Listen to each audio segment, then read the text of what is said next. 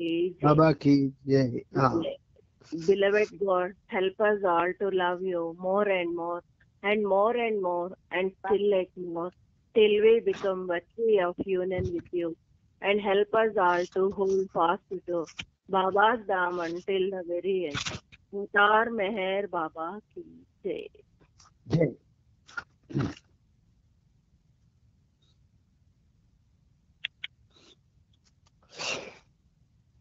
Conference పేరు Krishnaveni aunty చెప్పండి, చెప్తారా? జై బాబా. ప్రీతం మెహర్ బాబా, నీవు ప్రసాదించిన ప్రవచన సారమును గ్రహించవలసిన తీరులో గ్రహించి సదవగాహన చేసుకొని వాటిని మా జీవనములలో ఆపాదించుకొని నిజాయితీ తోడను నిర్మల ప్రేమ తోడను వాటిని ఆచరించలాగున మా అందరినీ ఆశీర్వదించు. అట్టి ఆచరణయుత జీవన శైలిలో జీవించినట్లు మా అందరినీ అనుగ్రహించు. अवतार मेहर बाबा की जय. अवतार मेहर बाबा की जय. अवतार मेहर बाबा की जय. అవతార్ మెహర్ బాబా కి జై.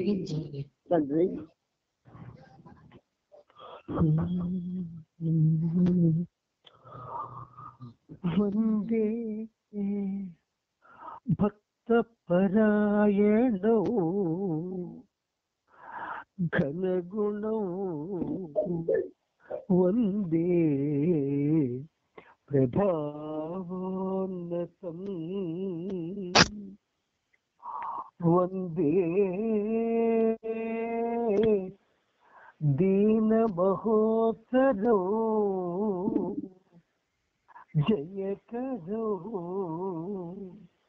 వందే జగజ్జీవనం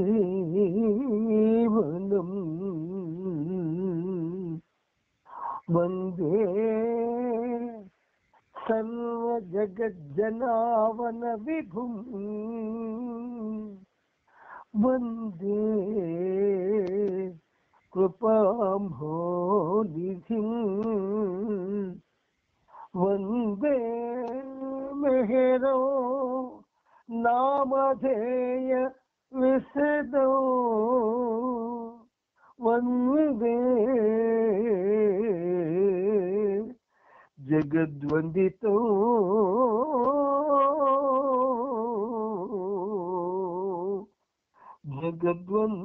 జగద్వందితో జగద్వందితో అవతార్ మెహర్ బాబా కీ జై. పరాత్పరుడైన మన మెహర్ ప్రభు మనకి ఈ సహజీవన కార్యక్రమాన్ని ఒక వరంగా ప్రసాదించి ఆయన యొక్క సుస్మరణతో సందేశాలతో ప్రవచనాలతో మనల్ని ఒక విధంగా ఆయనే ఆనందపరుస్తున్నాడు. ఆనందపడుతున్నది ఆ ఆనందం కోసం ప్రతిపిస్తున్నది మనం కాదు, ఆ ప్రభువే. అందుచేత సర్వోన్నతుడైనటువంటి ఆ ప్రభువుకి మీ తరఫున ప్రపంచంలో ఉన్నటువంటి భక్తులందరి తరఫున నా యొక్క శత సహస్ర పాదాభివందనాన్ని సమర్పించుకుంటూ ఉన్నాను. ఈ కార్యక్రమంలో భాగంగా మనం ప్రవచనాలను చెప్పుకుంటూ ఉన్నాం. ఆ ప్రవచనాలు మనల్ని మన యొక్క జీవితాన్ని కూడా అద్భుతంగా మలిచేవి, ఆ మలుపు ఆధ్యాత్మికంగా అది అభివృద్ధిని మనకు చూపిస్తుంది. అందుకని ఏం చేస్తున్నాం, ఈ ప్రవచనాల్ని చదువుకుంటున్నాం. ముఖ్యంగా ఇందులో మనం చదువుకున్నవి ప్రేమ, ఆ తర్వాత నిజమైన శిష్యరికం.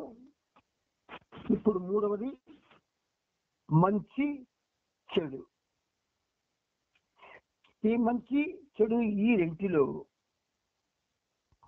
అనుభూతులను వైరుధ్యాల ద్వారా వెలకట్టడం చెప్పుకున్నాం.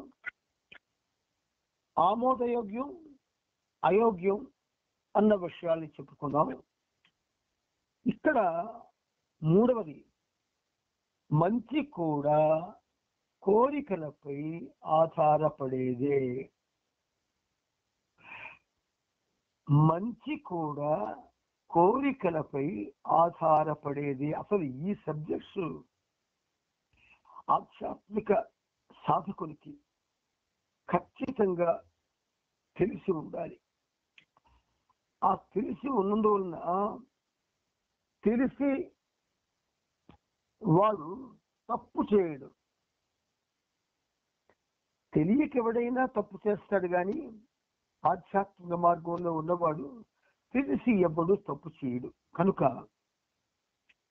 మంచి కూడా కోరికలపై ఆధారపడేది.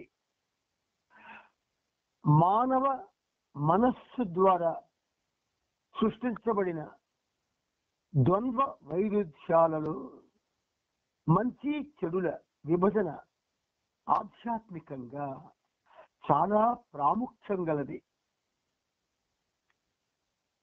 మనస్సు ద్వారా సృష్టించబడిన ద్వంద్వ వైరుధ్యాలలో అంటే పరోక్షంగా బాబా ఏమంటున్నారు, ఈ ద్వంద్వ వైరుధ్యాలు అంటే పరస్పర విరుద్ధమైనవి. అవి దానికి సృష్టికర్త ఎవరు? మానవ మనస్సు. ఆ వైరుధ్యాలలో మంచి చెడుల విభజన ఆధ్యాత్మికంగా చాలా ప్రాముఖ్యం కలది. ఈ విభజన అనేది తెలియకే మన వాళ్ళు అంటే మన కుటుంబం కొన్ని పొరపాట్లు సహజంగా జరిగిపోతూ ఉన్నాయి. అంటే చిన్న చిన్నవి అన్ని పెద్ద పెద్ద ఘోరమైనవి కావు, చిన్న చిన్నవే. అవి వెంటనే కానీ వాటిని సరిదిద్దుకోలేకపోతే అదే పెద్దవాటికి ఆహ్వానిస్తాయి. అందుకని లెట్ us know ఎవ్రీథింగ్. బాబా యొక్క ఆ అద్భుతమైన మౌన సందేశాలన్నీ మనం తెలుసుకుంటున్నాం. ఇప్పుడు ఏమైంది? మంచి చెడుల విభజన సహవాసం కానీ లేదు ఒక సమావేశానికి కానీ ఒక కాలం నిర్ణయిస్తారు. ఆ కాలానికి అక్కడ ఉండాలి. ఒక 2 నిమిషాలు 3 నిమిషాలు లేదా 5 నిమిషాల ముందు ఉండాలి. అలా ఉంటే మంచి. ఎందుకు? మీ ప్రభువు మన ప్రభువు ఏ దానికైనా నేను 5 నిమిషాల ముందే హాజరవుతానన్నది అలాగే హాజరయ్యాను. మరి మనం అలా హాజరవ్వలేకపోతూ ఉన్నామనే చెప్పాల. అదేంచేత ఈ విభజన ఇన్ టైం వెళ్ళాలా? వెళ్ళకపోతే ఏమైపోతుంది? మనల్ని అక్కడ ఎవరు అడిగిన ఎవరు లేరు కదా. ఇటువంటి ఈ 2 విభజనల మధ్య వెళ్ళాలి, వెళ్ళకపోతే ఏటైపోద్ది, అక్కడ మన ఎవరు ఏటంటారు. ఎప్పుడైతే ఈ విభజనలో మీరు మొదటి దానికి ప్రాధాన్యత ఇస్తారో వెళ్ళాలి. బాబాయ్ 5 నిమిషాల ముందు వస్తున్నారు, మరి ఆయన 5 నిమిషాల ముందు వస్తున్నప్పుడు మనం మరొక 5 నిమిషాల ముందు అంటే 10 నిమిషాల ముందు వెళ్ళాలి కదా అనుకోవడం సబం.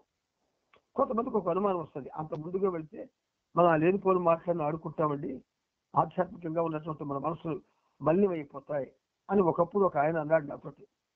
ఎందుకు మలినమైపోతాయి? అందుకే ఆ మలినమనం రాకుండా పెద్ద డయాస్ వేసి పెద్ద ఫోటో పెడతారు. నువ్వు వెళ్ళగానే నీ దృష్టి దాని మీద కానీ ఉంటే అక్కడ విభజన ఏమిటి? ఫోటో మీద ఉంది, డయాస్ మీద ఉంది, ఫోటో కాదు బాబాయే అని ఈ విభజనలో ఒక ఆన్సర్ మీకు రావాలి. బాబా ఉన్నారు అన్నప్పుడు ఆయన్ని కప్పం మన యొక్క శరీరాలతో. ఫోటో మాత్రమే ఉందంటే ఫోటోని కప్పినా బాధ లేదు అని ఆఖరి నెట్టేస్తున్నాం, ఆ ఫోటోని కప్పేసి ఫోటోలు తీసుకుంటున్నాం. అందుకని మంచి చెడుల విభజన ఆధ్యాత్మికంగా చాలా ప్రాముఖ్యం కలది. ఇలా చాలా చెప్పుకోవచ్చు, కానీ అవన్నీ చెప్పుకోవడం అనవసరం. ఎవరో చిన్నపిల్లలం కావు కదా, ఇప్పుడు ఇంకా మనం 1వ తరగతిలో లేవు. అందుచేత ఒక 2 ఉదాహరణలు చెప్పాను మీకు, మిగతా మీరు ఆలోచించుకోండి. అది అన్ని కోరికల పరిమితుల నుండి విడుదల కావాలనే మానవుని ఆకాంక్ష పైన ఆధారపడినది. అన్ని కోరికల నుండి విడుదలైపోవాల. ఇది వినడానికి విడ్డూరంగా అనిపిస్తుంది, కానీ correct. My way is way of ఎఫేస్మెంట్ అన్నారు ప్రభు. నా మార్గం ఏమిటంటే పూర్తిగా అన్నిటినీ పోగొట్టడమే, అన్నిటినీ తొలగించడమే. కాబట్టి అన్ని కోరికల పరిమితుల నుండి విడుదల కావాలనే మానవుని ఆకాంక్ష. అన్ని కోరికల పరిమితులు, మనం బతికే పరిమితం, మన కోరికలు పరిమితం, మన ఆప్యాయతల పరిమితం, అన్ని పరిమితమే. అంచేత అన్ని కోరికల పరిమితుల నుండి విడుదల కావాలనే మానవుని ఆకాంక్ష పైన ఆధారపడింది. ఎస్, అందుకే ఆయన పిన్ డ్రాప్ గా చేస్తున్నాడు. ఆయన ఎలాగా? కోరికల బంధనాలను పెంచే అనుభూతులు, కోరికల బంధనాలను పెంచే అనుభూతులు, చర్యలు చెడ్డవి, మనస్సు పరిమితులకు లోను చేసే కోరికల నుండి విడుదల చేయడానికి ఉపకరించే అనుభూతులు, చర్యలు మంచివి. మంచివి కాని చర్యలు, మంచి చర్యలు బాబా జాగ్రత్తగా మనకి వివరించి చెప్తున్నారు. కోరికల బంధనాల నుండి విడుదల చేయడానికి ఉపకరించే అనుభూతులు అవి మంచివి. కోరికల నుండి విడుదల చేయడానికి టెక్స్టల్ లాంగ్వేజ్ ఇలాగే ఉంటుంది. అదే మనం మాట్లాడితే కోరికలు ఉన్నాయి కదండి, వాటికి మనం రిలీజ్ అని అంటాం. కానీ టెక్స్టల్ లాంగ్వేజ్ ఇలాగే ఉండాలి. కోరికల నుండి విడుదల చేయడానికి ఉపకరించే, సహాయపడే, అవకాశాన్ని ఇచ్చే అనుభూతులు, చర్యలు మంచివి.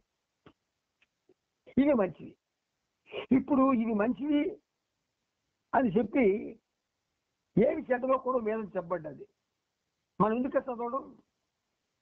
ఈ మంచివేమో తెలుసుకుంటూ పోయింది కదా. చూడండి, ఆ చెడ్డవేని బాబాయ్ దేన్నైతే ఉటంకించారో అది మీతో కోరికల బంధనాలను పెంచే అనుభూతులు, చర్యలు చెడ్డవి.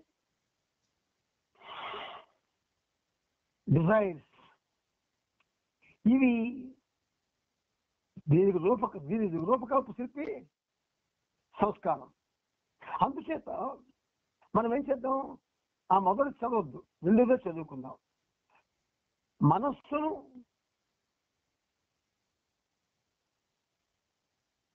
మనస్సును పరిమితులకు లోను చేసే కోరికల నుండి, మనస్సును పరిమితులకు లోను చేసే, మనం సహవాసంలో కూర్చుంటామండి, ఎవరో మాట్లాడుతుంటారండి, యువతలు మనం మాట్లాడుకుంటామండి. మనకేం కోరిక, ఏడు పుట్టింది? ఆయన ఏదో చెప్తున్నాడు కాబట్టి దానికి నాకు తెలిసింది నేను పక్కన చెప్పేయాల. అక్కడ మెయింటైన్ చేయవలసింది నిశ్శబ్దం, మౌనం. ఆ మౌనాన్ని ఇటువంటి వాంఛలు డిస్టర్బ్ చేసేస్తాయి. కాబట్టి we must be very cautious. Baba అంటే ఈజ్ ఎ ప్రాక్టికల్ అవతార్. మనల్ని ప్రాక్టికల్ గా తయారు చేయడానికి వచ్చాడు ఆయన. అందుచేత మనస్సును పరిమితులకు లోను చేసే కోరికల నుండి విడుదల చేయడానికి ఉపకరించే అనుభూతులు.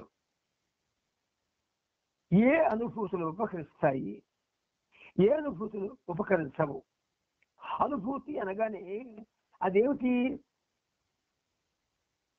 ఒక కార్యక్రమం మనం చేసినప్పుడు, ఆ కార్యక్రమంలో కూర్చున్నప్పుడు, ఆ కార్యక్రమంలో మనం అందరితో పాటుగా కూర్చొని అందరూ చేస్తున్న పనులే చేస్తూ కూర్చున్నప్పుడు, అలా కాకుండా నువ్వొక్కడమే ఉన్నట్టుగా లేదా నేనొక్కడనే ఉన్నట్టుగా ఫీల్ అయ్యి అక్కడ ఇంకెవరితో సంబంధం, అక్కడే ఉంటాం, ఎవరితో సంబంధం లేకుండా ఉంటాం, డిటాచ్ అయిపోతాం. అలా డిటాచ్ అయిపోతే అప్పుడు కలిగే అనుభూతి వేరు. నేను 100 మందిలో ఉన్నాను, నా పక్కన ఫలానా వాడు ఉన్నాడు, నా కుడి పక్క ఫలానా వాడు ఉన్నారు, నా ముందు ఫలానా వాడు ఉన్నారు, ఈ ఎదుకతో ఉంటే దానివల్ల కలిగే అనుభూతులు డిఫరెంట్గా ఉంటాయి. నువ్వు బాబా మీదగా దృష్టి పెట్టేసి వెళ్ళిన దగ్గర నుంచి మళ్ళీ వచ్చే వరకు నీ దృష్టి బాబా మీదగానే ఉంటే ఆ అనుభూతి కూడా ఉంటుంది. అందుచేత కోరికల నుండి విడుదల చేయడానికి ఉపకరించే అనుభూతులు, చర్యలు బాబా మీద ఏకాగ్రతగా ఆయన్నే చూస్తూ, ఆయన్నే ఆనందిస్తూ, ఆయన్నే అనుభవిస్తూ, ఆయన కోసమే తహతహపడుతూ, ఒక పక్క ఏవైతే ఇంద్రియాలు ఉన్నాయో వాటికి ఒక పర్మిషన్ ఇచ్చి మీరు ఈ పని మీరు చేయండి అని పర్మిషన్ ఇచ్చి మనం బాబాతో ఉంటాము. అప్పుడు ఏమవుతాయి, నీ కాన్సన్ట్రేషన్ ఏదైతే నువ్వు బాబా మీద పెట్టావో అది చాలా సహజంగా ఈ ఇంద్రియాలకు కూడా చేరిపోతాయి, వాటికి క్రమశిక్షణ వచ్చేస్తుంది. అందుచేత అవి మంచి. మనకి ఇలాంటి ఎవరు చెప్పరు, బాబా మాత్రమే చెప్పాడు.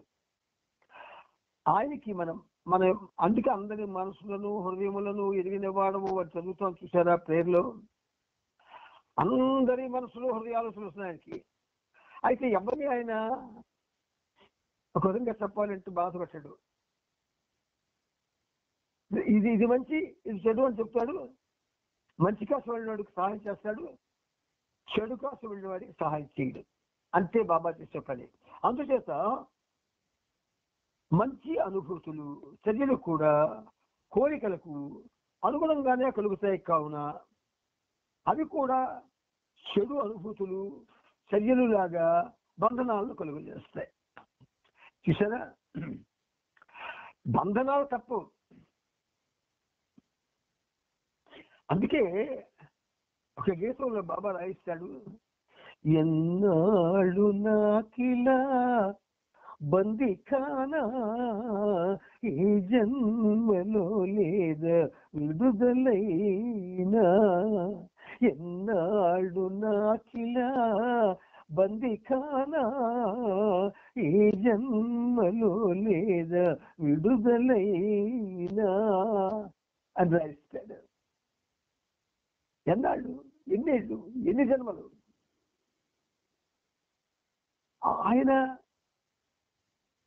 ఆయన ప్రయాణం అయినప్పటికీ, మనకు ఉనికి లేకపోయినప్పటికీ ఆయన అనుభూతిని ఆ స్థాయికి మనం ఆ స్థాయిలో ఉండాలి కదా. మనం లేకపోయినా ఆయన దృష్టిలో మనం ఉన్నట్టే కదా. మరి లేకపోతే ఈ ప్రపంచంలో ఎవరి కోసం చెప్పబడేనా? ఆయన కోసం ఆయన చెప్పుకున్నాడు. ఏమిటి ఇది? ఆయన కోసం ఆయన చెప్పుకున్నాడా, మన కోసం చెప్పాడంటే మనం లేవు కదా. మరి ఆయన కోసం ఆయన చెప్పినప్పుడు మరి మనకెందుకు వెంట చెప్తున్నాడు ప్రత్యేకంగా? బికాస్ మన ద్వారా ఆయన ఏదైనా చేసుకోవాలి, మంచి అయినా చెడ్డైనా. అంచేత బాబా మనకి ఇవన్నీ ఇంత డీసెంట్గా ఇంత అద్భుతంగా చెప్తున్నాడు. ఆయన మంచి అనుభూతులు, చర్యలు కూడా కోరికలకు అనుగుణంగానే కలుగుతాయి, మంచివైనా చెడ్డమైనా. కావున అవి కూడా చెడు అనుభూతులు, చర్యలు లాగా బంధనాలను కలుగజేస్తాయి. కోరికలు లేకుండా పోయినప్పుడే అన్ని బంధనాలు నిజంగా తొలగిపోతాయి. ఎప్పుడు కోరికలు లేకుండా అయిపోతుంది సామాన్య మానవుడికి? చచ్చినప్పుడు. బ్రతికున్నంతకాలం కోరికలు విడిచిపెట్టవు.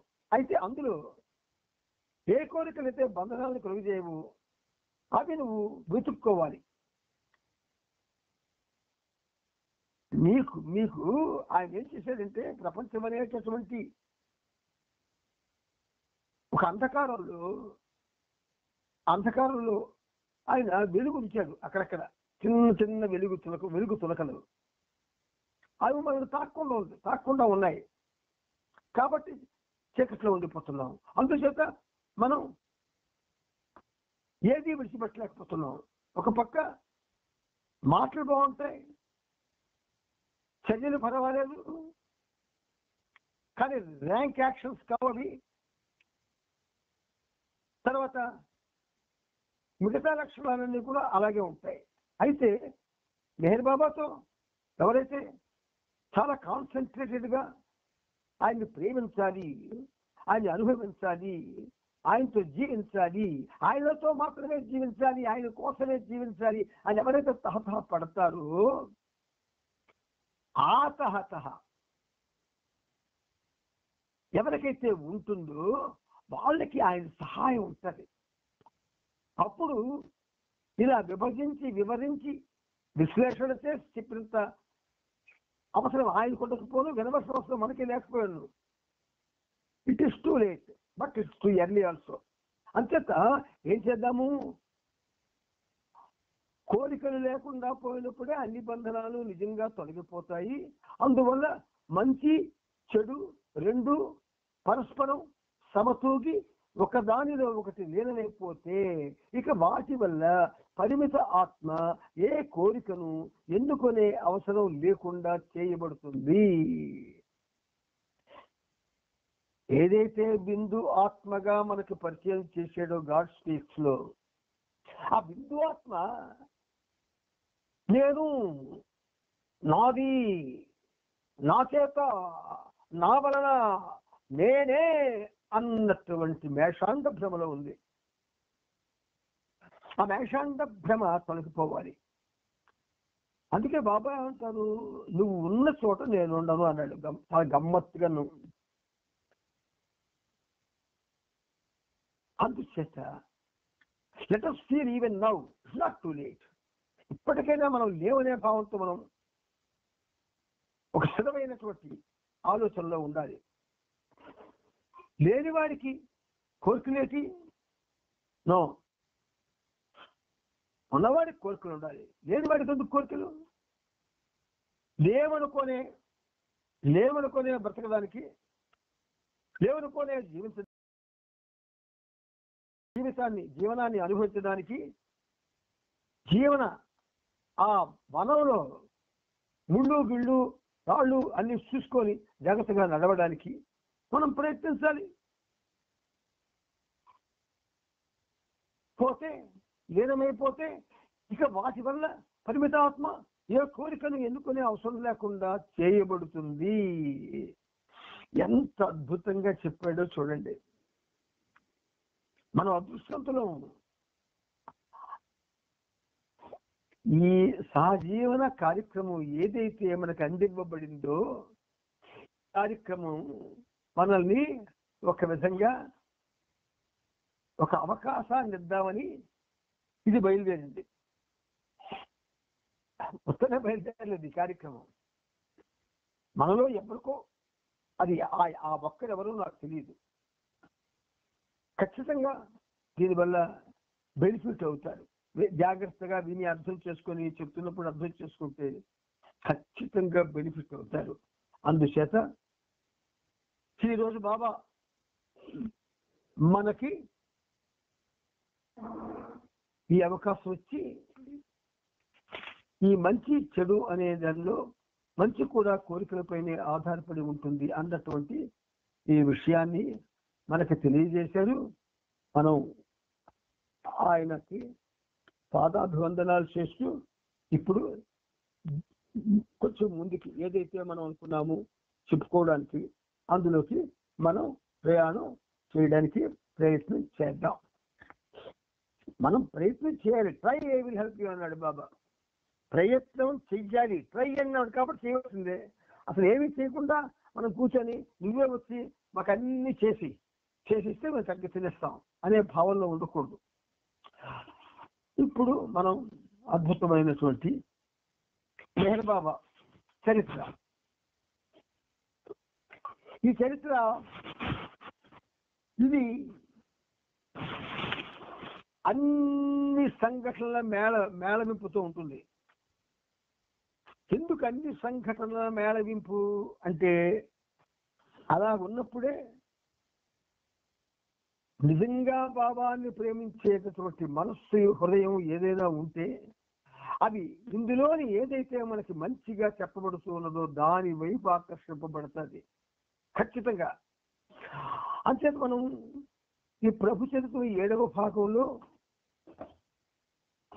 16వ తారీఖుని 2696 ఆ పేజీలో 1940 జూన్ 21న బాబా ఈ దిగువ సందేశాన్ని ఇచ్చారు అని చెప్పుకొని మనం ఆపుకున్నాం.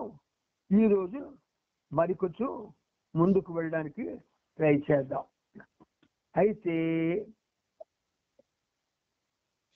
ఇది ఎలాంటిదంటే ఈ ప్రయత్నం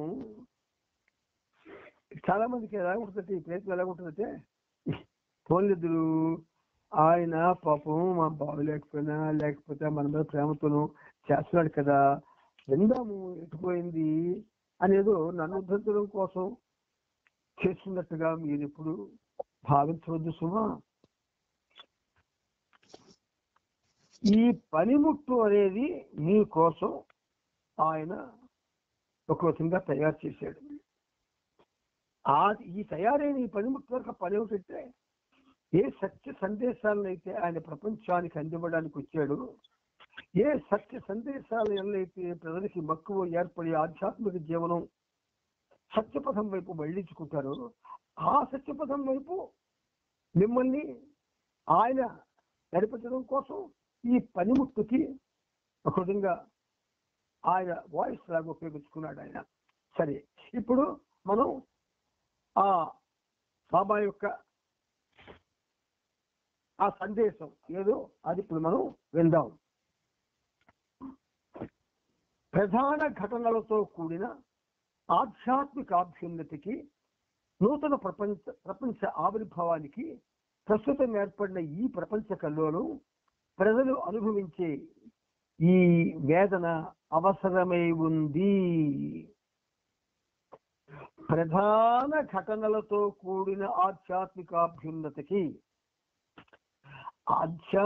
అభ్యున్నతి అనేది సామాన్యమైన సంఘటనలతో నిండి ఉండదు. అది చాలా ముఖ్యమైనటువంటి ఘటనలతో అది కూడి ఉంటుంది.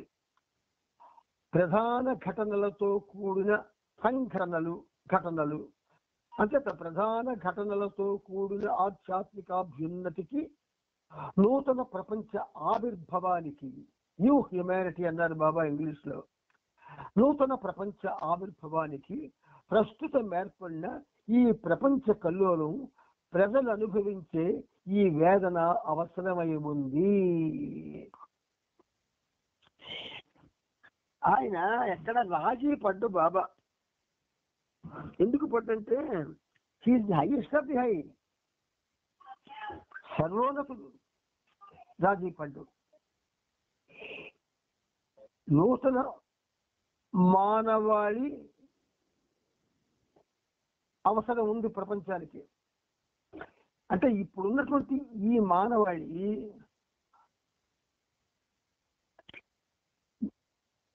మానవాళి ఏ గుణగణాలతో, అనుభూతులతో, పారమార్థిక చింతనతో నిండి ఉన్నాయో దీనికి భిన్నంగాను ఉన్నతంగాను ఉంటుంది నూతన మానవాళి యొక్క పరిస్థితి. ప్రధాన ఘటనలతో కూడిన ఆధ్యాత్మికాభ్యున్నతికి, నూతన ప్రపంచ ఆవిర్భావానికి అంటే ఈ ప్రపంచం కాదు అని అనుకుంటాం. ఈ ప్రపంచమే వినూతనంగా రూపుదిద్దుకుంటుంది. ప్రస్తుతం ఏర్పడిన ఈ ప్రపంచ కల్లోలం ప్రజలు అనుభవించే ఈ వేదన అవసరమై ఉంది. నూతన ప్రపంచంలో ప్రేమ, శాంతి, దివ్యాభిలాషలు ప్రధాన పాత్ర వహిస్తాయి. నూతన ప్రపంచంలో ప్రేమ, శాంతి, దివ్య అభిలాషలు, ఈ మాట కూడా నూతనంగా ఉంది. ప్రేమ మనకు పరిచయం కాబడింది. శాంతి పరిచయం కాబడింది. దివ్యాభిలాషలు, ఇక దీని మీద ఈ పనిముడి చేత ఏ గీతం కూడా రాయించలేదు బాబా. దివ్యాభిలాషల మీద ఇప్పుడే చాటిచ్చాడు.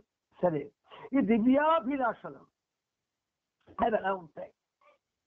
అసలు ప్రేమ శాంతి మనకు తెలుసా? తెలియదు. భగవంతుని యందుండేటటువంటి హృదయమైనటువంటి పరిశుద్ధమైనటువంటి ప్రేమ అభిలాష, ప్రేమాభిలాష అది ప్రేమగా రూపుదిద్దుకుంటుంది. అలాగే మహామౌన ఆవిష్కరణ చేసినటువంటి మెహర్ బాబా యొక్క ఆ మౌనంలో ప్రపంచం శాంతిని అనుభవించాలి, కానీ శాంతిని అనుభవించడం లేదు. ఆ ప్రపంచ శాంతి కూడా అది ఆవిష్కరింపబడాలి. మూడవది దివ్య అభిలాషలు. ఈ దివ్య అభిలాషలు అన్నవి దివ్యత్వంతో ఏకం కావాలని, దివ్యత్వంలోనే జీవించాలని దివ్యత్వపు ఆలోచనలతో, దివ్యత్వపు భావాలతో, దివ్య అనుభూతుల అభిలాషతో ఎవరైతే జీవిస్తారో అటువంటి వాళ్ళు ప్రధాన పాత్ర వహిస్తారు. ఆ వాళ్ళ చర్యలు ప్రధాన పాత్ర వహిస్తాయి. ఎవరు భయపడాల్సిన మరియు నిరాశకు లోను కావాల్సిన అవసరం లేదు. భయపడక్కర్లేదు, నిరాశపడక్కర్లేదు. ఇలాగంటే బాబా ఇలా అన్నారని. ప్రకాశవంతమైన భవిష్యత్తు తప్పక సంభవిస్తుందన్న ఆలోచన అందరి మనసుల్లోనూ ఉండాలి.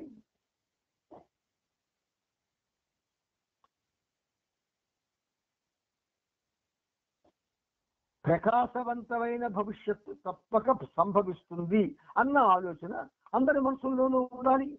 స్వదేశం, విదేశం, హతుడు, హంతకుడు, యుద్ధం, శాంతి, విజయం, అపజయం అన్న మాటలకు ఆధ్యాత్మిక దృష్టిలో ఎలాంటి అర్థం లేదు.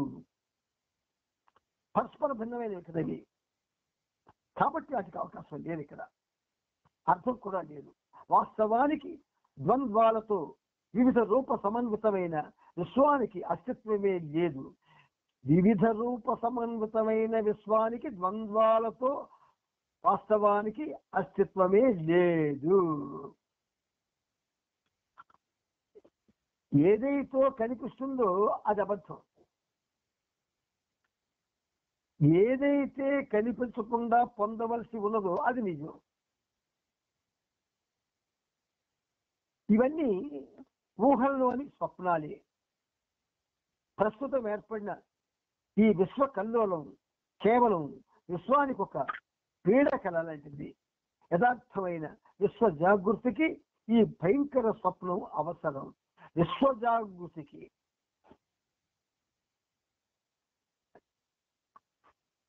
విశ్వేశ్వరుడు కాబట్టి విశ్వస్థాయిలో ఆలోచించి ఆ ఆలోచనకు అనుగుణమైనటువంటి పదాలతో మనకి ప్రవచనాల్ని అందించాడు ఆయన. ఈ విశ్వజాగృతి అన్న మాటలో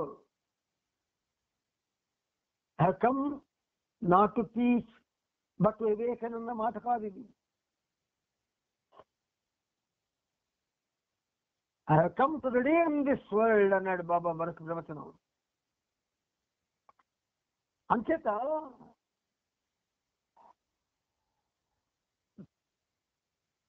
విశ్వ జాగృతికి ఈ భయంకర స్వప్నం లేనిది అవసరం. శరీరాకృతులు, మనస్సులు లెక్కలేనన్ని ఉన్నాయి. వాటి రకాలు అనంతమే. కానీ ఆత్మలు ఆది నుండి శాశ్వతంగా ఒక్కటే అయి ఉన్నాయి. నిజానికి ఉన్నది ఒకే ఒక్క అనంత సత్యం, అదే భగవంతుడు. అందువలన దివ్య ఇచ్ఛను అనుసరించి డివైన్ విల్ సమీప భవిష్యత్తులో శాంతి ప్రేమలు అభివ్యక్తమయ్యేందుకు ప్రస్తుతం చూస్తున్న ఈ ప్రపంచ ఉత్పాతం ఆవశ్యకమై ఉంది. అంతేగాక అటువంటి శాంతిమయ ప్రేమమయ ప్రపంచంలో నేను మహత్తర పాత్రను పోషించాల్సి ఉన్నది. ఎక్కడ? చాలా గమ్మత్తుగా అన్నారు చూడండి. అటువంటి శాంతిమయ ప్రేమమయ ప్రపంచంలో నేను మహత్తర పాత్రను పోషించాల్సి ఉంది. దానికి అనుగుణంగా ఈ విశ్వకార్యంలో సాయపడే విధంగా నా స్త్రీ పురుష శిష్యులు పాల్గొనాలని నా అభిలాష.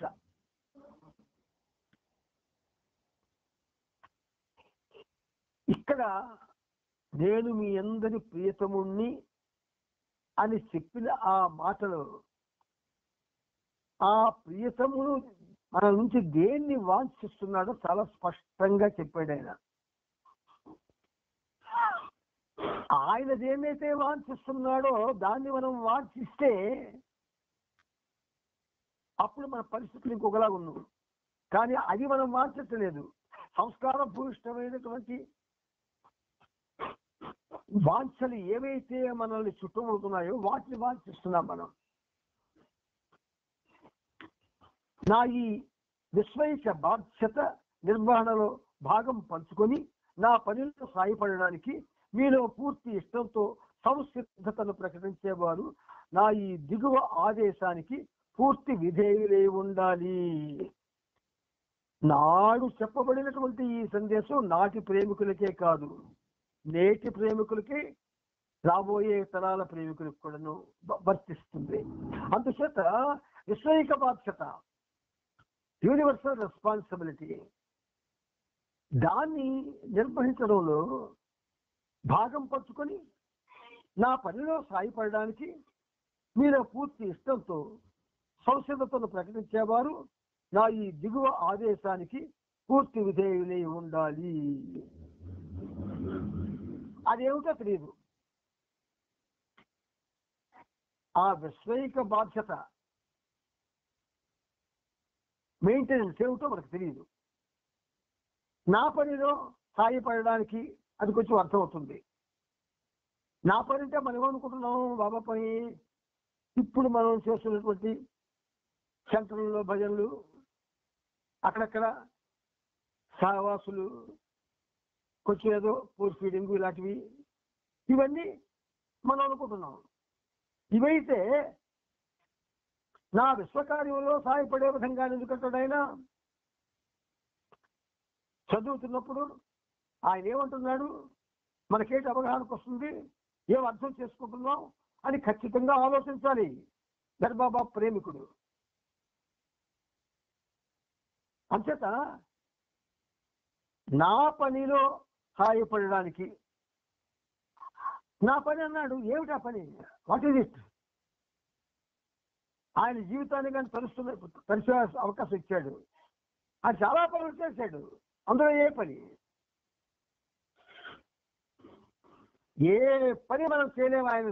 ఆయన ఈ చరిత్రలో చెప్పిన ఏ పనులు మనం చేయలేము.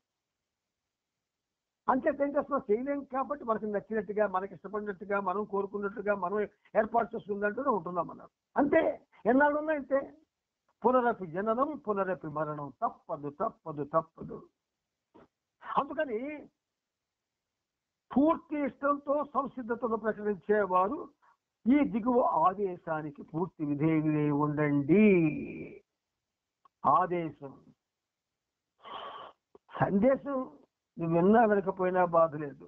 ఆదేశాన్ని మాత్రం పట్టించుకోకపోతే నీ జీవితమే తారుమారైపోతుంది. బాబా ఏమంటున్నారు జాగ్రత్తగా వినండి. డివైన్ విల్, దివ్యేచ్ఛకు అనుగుణంగా జరగాల్సిన రీతిలో ఎన్నో జరుగుతున్నాయి. ఈ ఎన్నో అన్న మాటలో అన్నీ ఉన్నాయి. ఈ ఎన్నో అన్న మాటలో అన్నీ ఉన్నాయి. భౌతిక, ఆధ్యాత్మిక, పారమార్థిక ఇవన్నీ ఉన్నాయి. ఎన్నో జరుగుతున్నాయి, మరెన్నో జరగనున్నాయి, జరగబోతాయి కూడా. అలాగే యుద్ధం ఇప్పుడే ఆగుతుందా లేక వచ్చే ఏడాదా? శాంతి స్థాపన ఈ క్షణాన లేక వచ్చే ఏడాదా? యుద్ధం గూర్చి కానీ శాంతిని గూర్చి కానీ అలాంటి ఏ ఆలోచన పెట్టుకోకుండా మీరంతా ఇక్కడ విధేయులై ఉండాలి. నేనెక్కడికి వెళ్ళమంటే అక్కడికి వెళ్ళాలి, నేనేది చెబితే అది చెయ్యాలి, అది ఏదైనా సరే ఎంతటి త్యాగానికైనా సిద్ధపడి చేయాలి. ఇదంతా మీరు ఆగస్టు 1, 1940 నుండి జూలై 31 వరకు 1941 వరకు చేయాలి. మనకు కాదండి, అప్పటి వాళ్ళ కోసం బాబా చెప్పారండి. మనం ఎందుకండి బుర్రల బదులు చేసుకోవడం?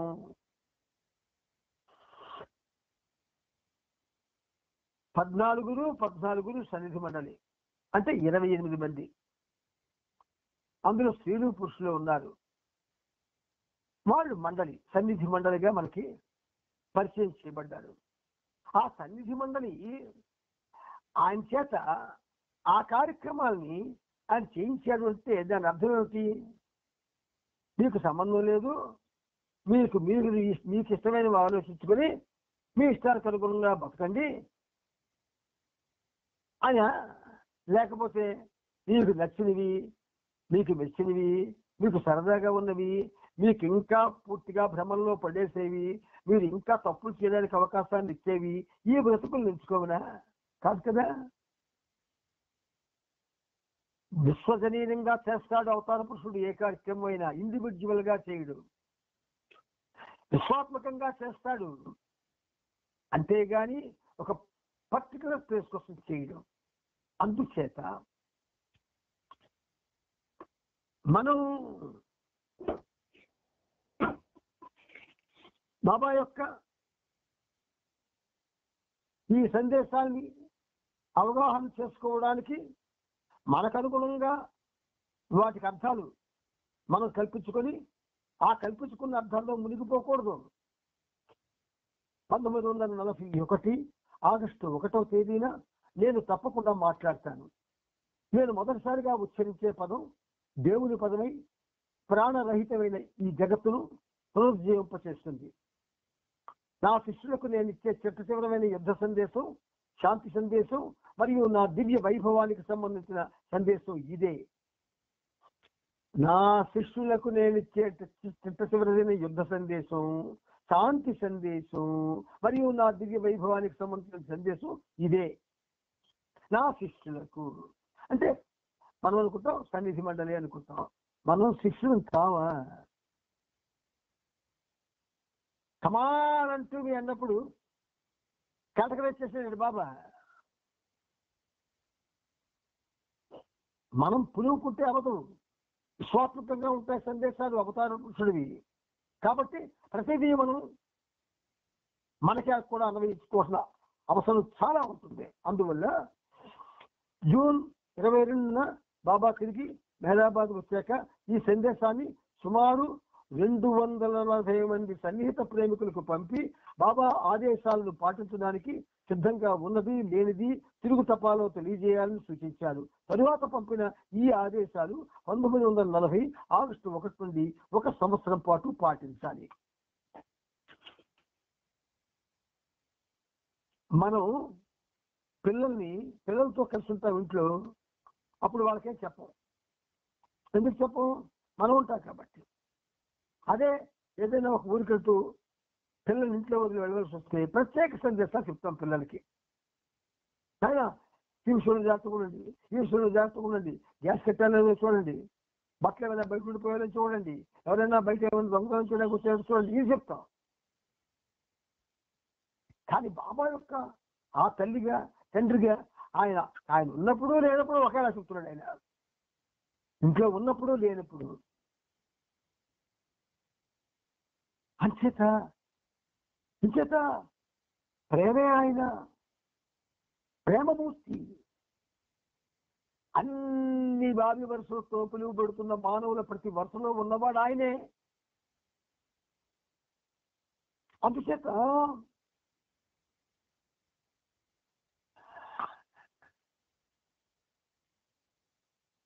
అందరిలో ఆ దివ్య ప్రేమను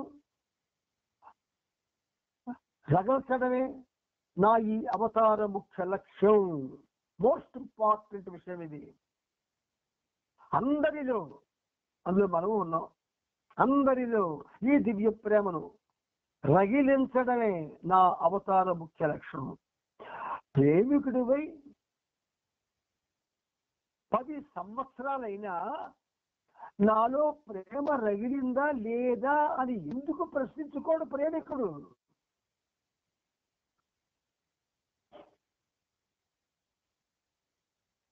ప్రేమను రగిలించడమే నా ఈ అవతార ముఖ్య లక్ష్యం అంటే ప్రేమికుడు బండరాయ నాలో దివ్య ప్రేమ ఏమైనా రగిలించబడిందా అని అనుకోవద్దా?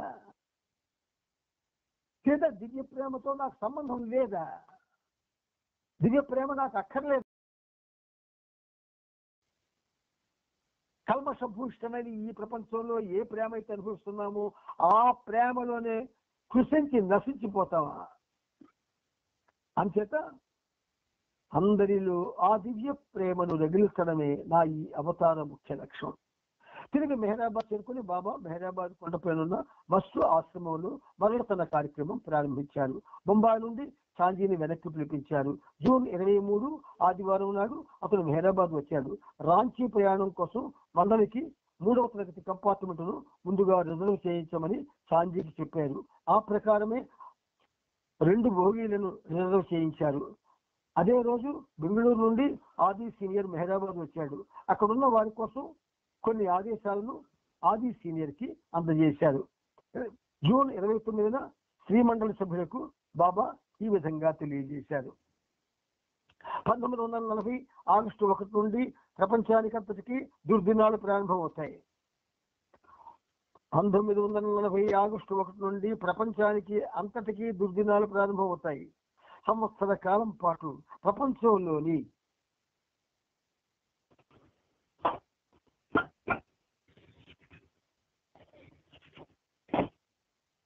ఏ ప్రాంతపు ప్రజలైనా ఒక క్షణం కూడా భద్రత లేక అలమటిస్తారు.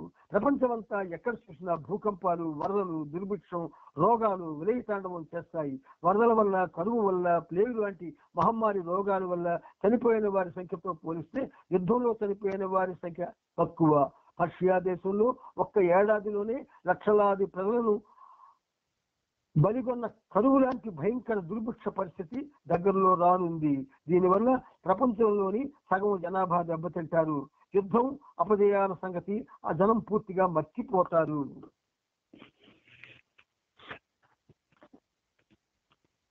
మా నాన్నగారికి వచ్చారు. ఇప్పుడు క్రమశిక్షణలో పెంచారు ఆయన. కానీ అప్పుడప్పుడు మేము పొరపాట్లు చేసేవాడిని. ఆయన మాట్లాడేవాడు కాదు. ఎంత చదివి ఏ నీతి విన్నను క్షీరుడవగుణంబు మానలేడు, బొగ్గు పాలగొడుగా పోవునా మలినంబు విశ్వదాభిరామ వినరవేమా అని పద్యాలతో మమ్మల్ని బాధ పెట్టేవాడు ఆయన. కానీ అవి మాకు ఈ క్షణం వరకు కూడా ఉపయోగపడుతున్నాయి. బాబా కూడా ఆయన సందేశాలు అనేటటువంటి ఆ పద్యాలతో మనల్ని అలంకరించాడు. అవన్నీ అలంకరణలన్నీ తీసి పారేశాం. మన అలంకరణలు మనం పెట్టుకున్నాం. అందుచేత మెహరాబాద్ మెస్ క్వార్టర్స్ లో 17 ఏళ్ల కిందట మండలి సభ్యులతో టీ తాగుతూ నేను చెప్పిన విషయం నాకు గుర్తుంది. 17 ఏళ్ల కిందట నాకు గుర్తుంది. యుద్ధం గురించి పూర్వాపరాలన్నీ వాళ్ళకి చెప్పాను. ఎప్పుడు ఎలా యుద్ధం సంభవించేది చెప్పాను. ఈ యుద్ధం సర్వనాశనాన్ని తెస్తుంది. అమెరికాకు అనుకూలే నష్టం ఏమంత తక్కువేమీ కాదు. దాని వెన్నెముకే విరిగిపోతుంది అని అన్నారు ఆయన. 1940 ఆగస్టు 1 నుండి 1 సంవత్సరం పాటు తన ఆదేశాలకు విధేయులై ఉండవలసిందని జూన్ 21న పంపిన బాబా సందేశానికి 240 మంది ప్రేమికులు తమ సమ్మతి తెలియజేస్తూ జవాబు పంపారు. జూన్ 30 ఆదివారం నాడు బాబా ఇలా అన్నారు. రాంచీ వెళ్ళాక జూలై నెలలో సమ్మతి తెలిపిన 240 మంది ప్రేమికులకు ఒక్కొక్కరికి వ్యక్తిగతంగా నేను సూచనలు ఇస్తాను. తమ శక్తికి అనుగుణంగా నాకు సంపూర్ణ విధేయత ప్రకటించిన వారికి ఇది చాలా అగ్ని పరీక్ష, హార్డెస్ట్ టెస్ట్ అంటాడు ఆయన. మరికొంతమందికి ఇది మరింత కఠినమైన పరీక్ష, సుప్రీం టెస్ట్. నా ఆదేశాలకు అసమ్మతిని తెలిపిన వారు ఏ వాదనకు దిగకుండా నన్ను శాశ్వతంగా విడిచి వెళ్ళిపోతారు. నా సందేశానికి డేలియా, విల్, మేరీ ఇంకా కొద్ది మంది జవాబు ఇవ్వాలని కోరుకుంటున్నాను. కానీ ఎలా? నేను కూడా శారీరక బాధను అనుభవించాలి. అది కనబడి చాలా ఘోరమైన బాధ. అక్షరాల నేను శారీరక మరణాన్ని పొందుతాను. ఎలా? శరీరానికి సంభవించే బాధల్లాగే ఆ మృత్యువు కూడా సహజంగా వస్తుంది. నా ఏకాంతవాసంలో డిసెంబర్ అత్యంత ముఖ్యమైన నెల. ఏడ్చి లేని రోజున పాపా జస్తావాలా మస్తు ఆశ్రమ నిర్వహణ చూసుకుంటున్నాడు. తన కోసం స్త్రీ పురుష మండలి కోసం సరైన బంగ్లాను చూడమని బాబా పాపాను జూలై 2న రంగూన్ బర్మాకు పంపారు. ఈ సమయంలోనే సావక్ కొత్వాల్ కుమార్తెలను సికింద్రాబాద్ లో ఉన్న స్కూలులో చదువుకునేందుకు పంపించారు. ఈ స్కూలు దేశంలో ఉన్న మంచి స్కూళ్లలో ఒకటి. హైదరాబాద్ నిజాం సుల్తానం కూడా ఇక్కడే చదువుకుంటున్నారు. ఈ ముగ్గురు అమ్మాయిలు స్కూల్ ఫీజులు, వాళ్ళక్కడ ఉండేందుకు అవసరమైన డబ్బు వగైరా బాబా ఏర్పాటు చేశారు. బైబిల్ కూతురు సర్వార్ను గైమాయితో పాటు బెంగళూరు పంపారు. ఆమె అక్కడ స్కూల్లో చదువుకుంటుంది. ఈ మధ్యలో సుల్తాన్ నర్గిస్ కొత్వాల్, ఆమె చంటిబెట్టెడు బానుభాయి శ్రీమండలతో కలిసి ఉంటున్నారు. ఇక్కడికి మనం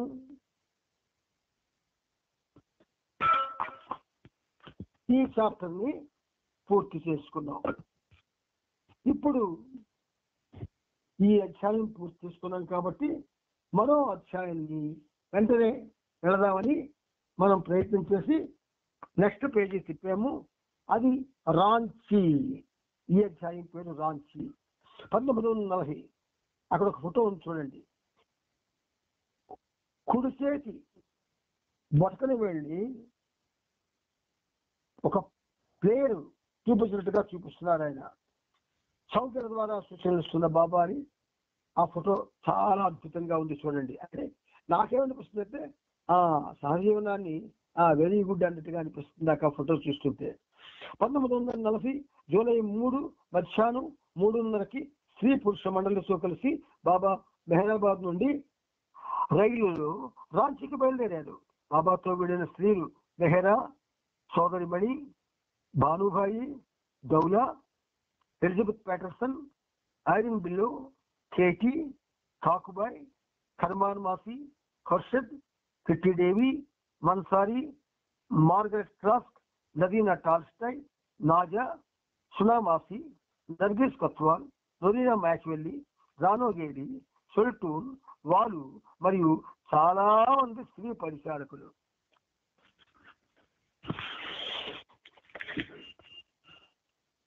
బాబాతో వెళ్ళిన పురుషులు బైబిల్, కృష్ణ, ఛాంజీ, నీలు, డాంకిన్, వెంకోబరావు, కాకాబరియా మరియు విష్ణు, ఉస్తాద్జీ, సావక్ కొత్వాల్ ఇంతకు ముందే రాంచీలో ఉంటూ వారి ఉపవాసం కొనసాగిస్తున్నారు.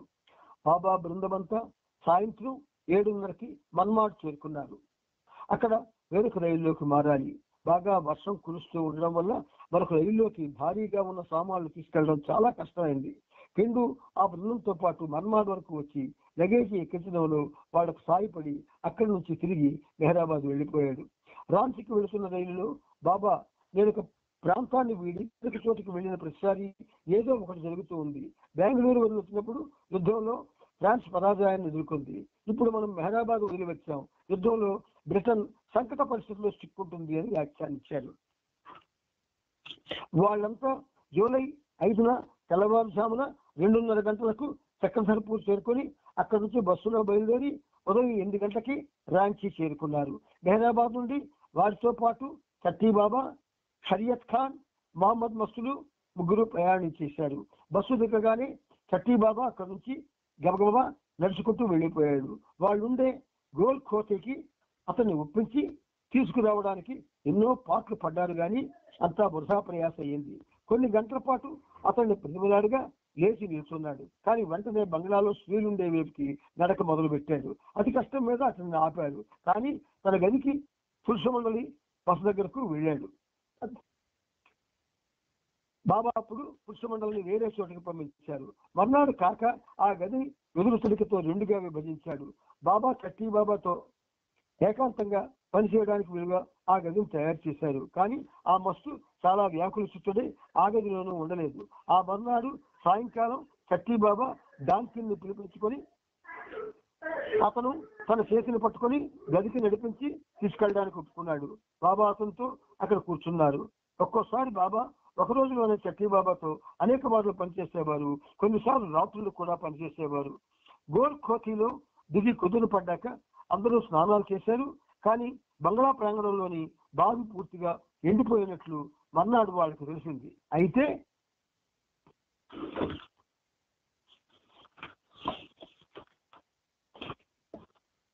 ఆ బావిలో ఉన్నది నీరే అని వీరికి ఆ తర్వాత తెలిసింది. ఆ బావిలో నుండి నీరు ఊరే అవకాశం లేదు. ఉన్న కాసిన నీళ్లు ఒక్కరోజునే ఖర్చు చేసేశారు. బాబా కలిసి మొత్తం 50 మంది అక్కడ ఉన్నారు. వాళ్ళకి సరిపడా నీటిని సమకూర్చడం సమస్య అయింది. వంటకి తాగడానికి నీళ్లు పొరుగున ఉన్న బావి నుంచి తెచ్చుకొని సర్దుకున్నారు. రాంచీలో బస్ చేసిన స్త్రీ పురుషుల ఆహార విషయం చర్చ చూడగా బాబా చాలా గంభీరంగా ఇలా అన్నారు. యుద్ధం తీవ్రంగా జరుగుతున్న యూరప్ దేశ ప్రజలు దయనీయ స్థితిని, వారి దీనావస్థను గమనించండి. ప్రత్యేకంగా ఇల్లు వదిలి శరణార్థులుగా పరుగులెడుతూ పశువుల మందల్లా ఒక చోటు నుండి మరొక చోటుకి తరిమి కొట్టబడుతున్న వారి దుస్థితి చూడండి. విజేతల యొక్క సైన్యం తమ వెనక నుండి మృత్యువులా తరుముకొస్తుంటే ప్రాణాలను గుప్పెట్లో పెట్టుకొని పరుగులెత్తే వారి యాతన చూడండి. ఈ పరిస్థితుల్లో జీవితావసరాలైన ఆహారం, నీరు, రెండో స్నానానికి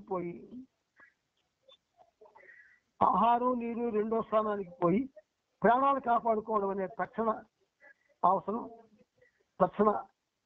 అవసరం అయ్యింది. నీడలేని తలదాచుకునేందుకు తావు లేదు.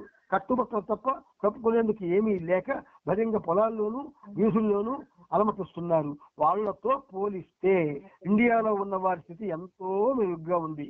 యుద్ధానికి సంబంధించి ప్రతిరోజు బాధాకరమైన వార్తలు ప్రసారం అవుతున్న సాధారణ వర్తక వాణిజ్యాలు, ఆర్థిక రంగం తిరోముఖం పట్టిన, ఆర్థిక లావాదేవీల విషయంలో కట్టడి విధించిన ఇండియాలోని ప్రజలు ఏ ఇబ్బంది లేకుండా విరామంలో తిరగగలుగుతున్నారు. బహిరంగ ఉద్యానవనాల్లోకి, సముద్ర తీరాల్లోకి వినోదార్థం ప్రజలు వెళుతున్నారు.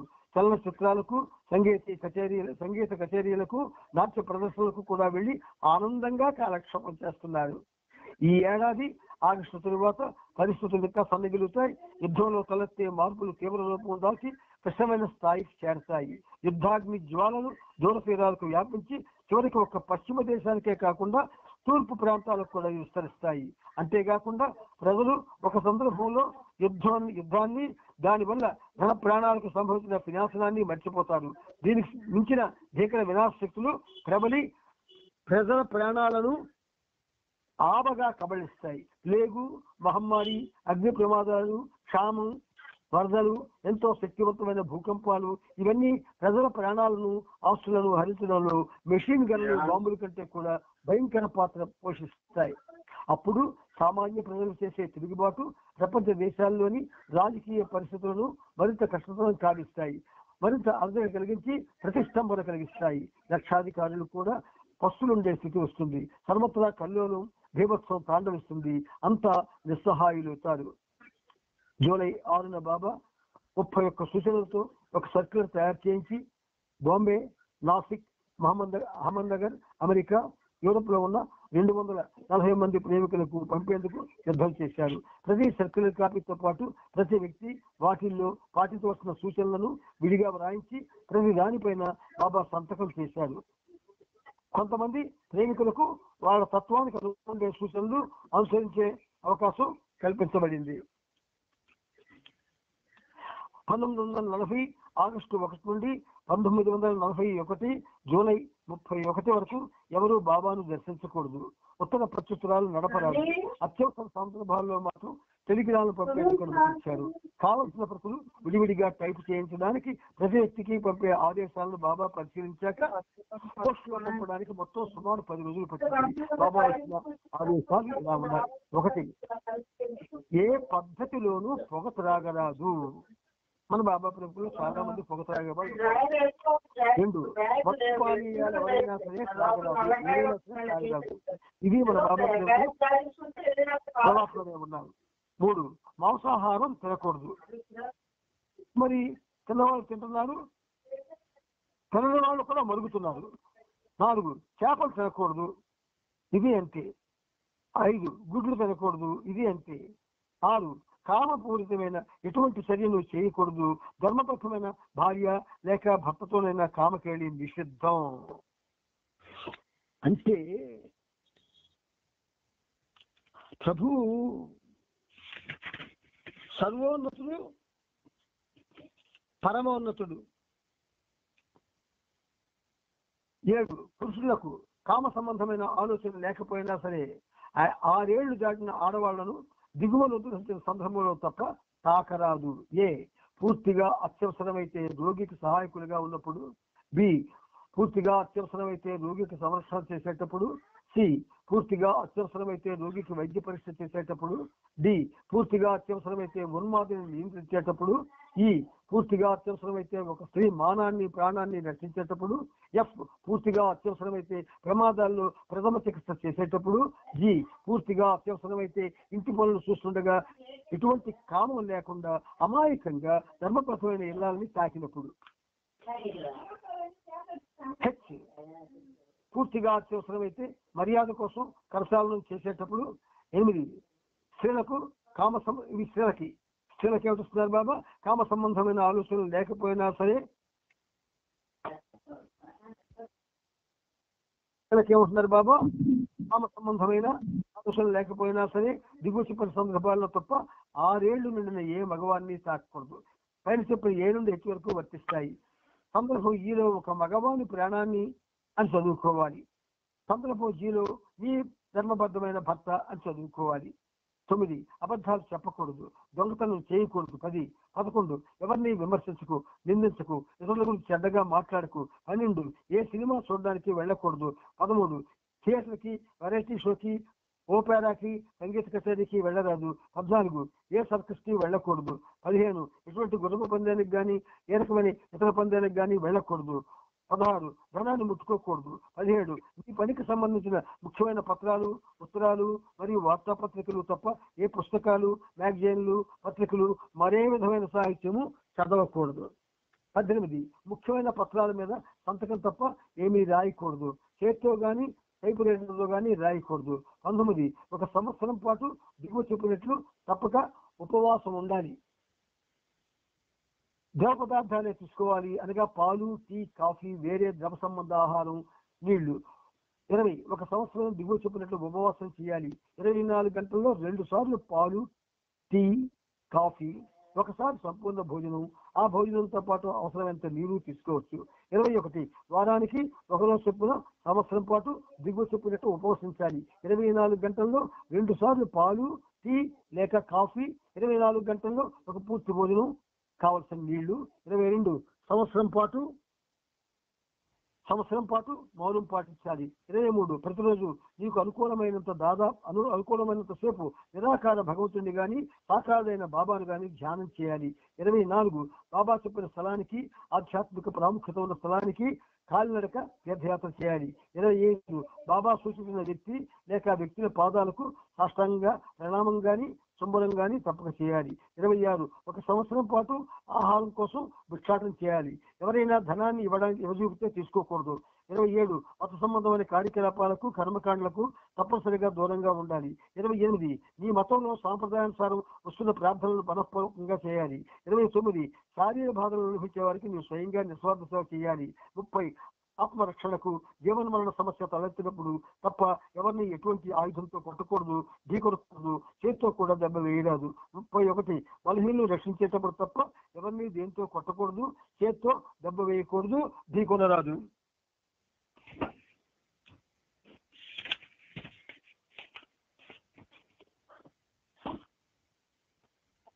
పై ఇచ్చిన ఆదేశాల్లో ఒక్కో వ్యక్తికి వాటిల్లో కొన్నింటిని మాత్రమే ఆచరించమని చెప్పడం మరోసారి గమనించాలి.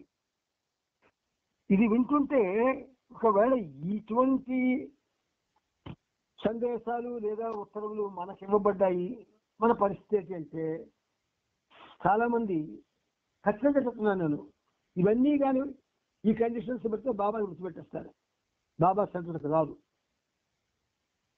అంటే ఏమిటి దాని అర్థం ఏమిటి? వాట్ ఈజ్ ఇట్ అంటే మనం బలహీనులు, దేనికి తట్టుకోలేము. అందువల్ల వాళ్ళంటే దే ఆర్ ఒక విధంగా చెప్పాలంటే సెలెక్టెడ్. అందువల్ల మనం బాబాతో గడిపే జీవితం సామాన్యంగా గడపడానికి చూస్తాం తప్ప అసామాన్యంగా గడపడానికి అసలు ఆలోచిస్తాం.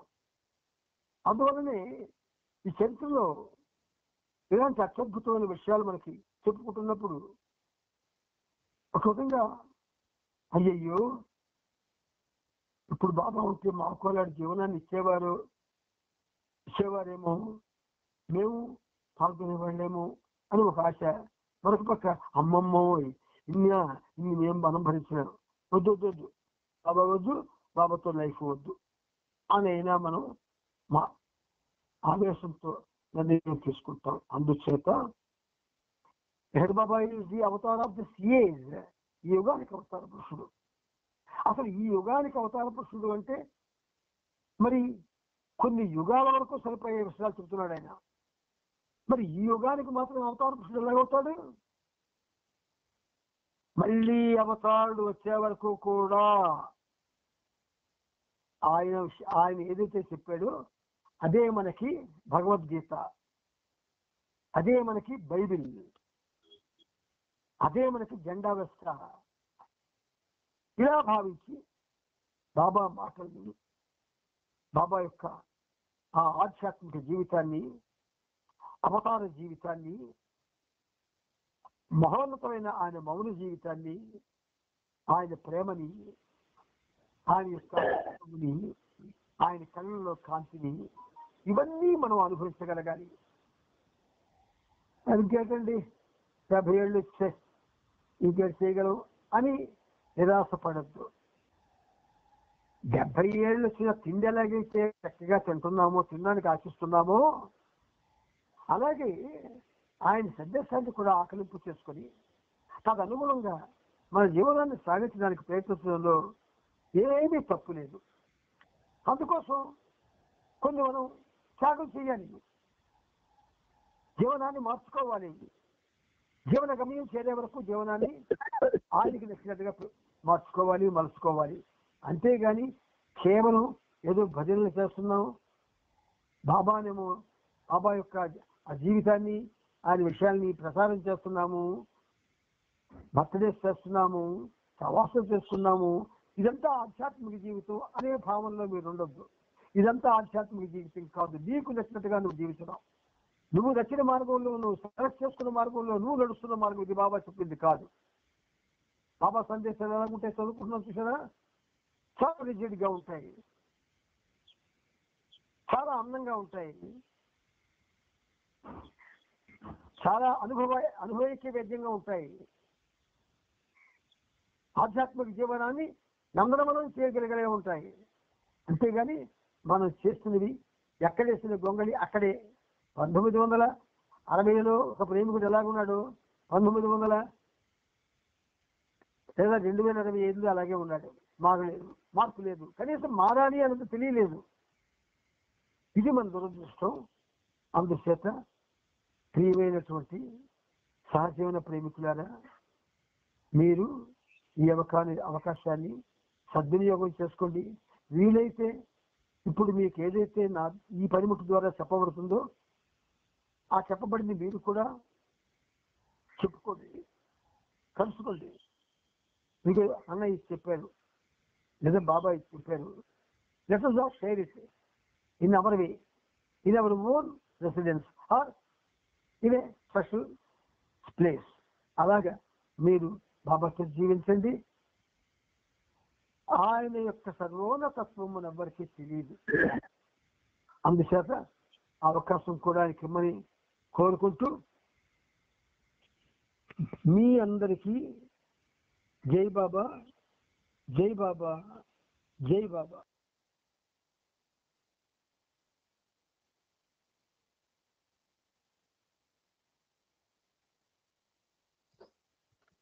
అవతార్ మెహర్ బాబాకి అందరికీ జై మెహర్ బాబా.